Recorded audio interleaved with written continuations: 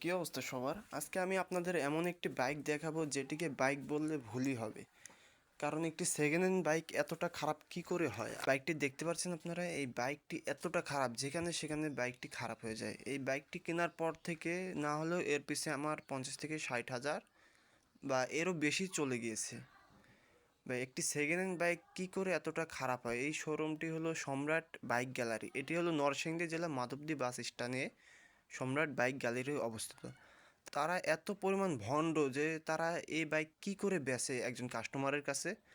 তো দেখুন বাইকের অবস্থা, বাইকের ওপরটা এত চকচকা ছিল এবং ভেতরটার অবস্থা দেখুন ভাই। তারা সবগুলো পলি করে রেখেছিল দেখি, কিন্তু কিচ্ছু বোঝা যায়নি। এবং বিগত 1 মাস হলো বাইকটা আমি কিনেছি, এ পর্যন্ত মনে হয় আমি একটা দিনও শান্তি করে এই গাড়িটি চালাতে পারিনি। যখনই গাড়িটি বাইর করি তখনই কিছু না কিছু সমস্যা হয়ে যায়। তো আপনারা অবশ্যই বাইক কিনলে সেকেন্ড হ্যান্ড শোরুম থেকে একটু দূরেই থাকবেন, কারণ তারা বাইকের উপর এমন পলি করবে যে আপনারা ধরতেও পারবেন না যে বাইকটি এইরকম।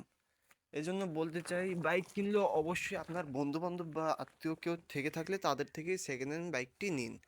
আর সম্রাট বাইক গ্যালারি এত বড় একটি মাদারচোদ বাইক গ্যালারি, তাদের বাইকের যে এই অবস্থা আমি না দেখলে কখনো বিশ্বাসই করতাম না। তারা এত কমে ছাড়ে কিভাবে, এটা আমি এখন নিয়ে বুঝলাম।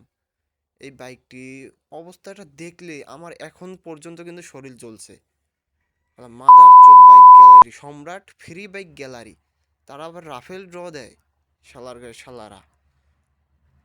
তো গাড়িটির অবস্থাটা দেখুন, ইঞ্জিনটা যে কি পরিমাণে দেখুন, এগুলো সব কিন্তু তারা টেপ দিয়ে মানে এমনভাবে রেখেছিল, কোনো বোঝার কায়দা ছিল না যে বাইকটির ইঞ্জিন কীরকম বা বাইকটির ভেতরটা কীরকম। বাইকটা আনার পর আমি বুঝলাম যে বাইকটির কী অবস্থা। এবং আজকে একটু বের হয়েছিলাম একটি জায়গায়, তো ঘুরতে যাওয়ার জন্য, এবং রাস্তার পাশে দেখুন বাইকটি হঠাৎ করে বন্ধ হয়ে গিয়েছিল।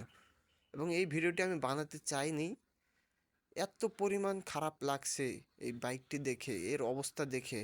তো আর কি করার, যেহেতু বাইকটি কিনেই ফেলেছি তো আর তো কিছু বলতে পারছি না। এবং আপনাদের একটু জানিয়ে দিচ্ছি, কেউ যদি বাইক কেনেন সম্রাট ফ্রি বাইক গ্যালারি থেকে অবশ্যই বিরত থাকবেন, তারা কিন্তু প্রতারক। তাদের গাড়ির একটিও মানসম্মত গাড়ি নেই তাদের শোরুমে। তো গাড়ির দেখুন টাঙ্কি পর্যন্ত জং খাওয়া, তারা ভেতরে জং খাওয়া টাঙ্কি দিয়েছে, কোনো মতো কালার করেছে যে বোঝার কায়দাও নেই যে এই বাইকটি কালার করা। দেখুন আপনারা। তো আমার ছোট ভাইটি বাইকটি দেখি ঠিক করছে যে পারে কিনা।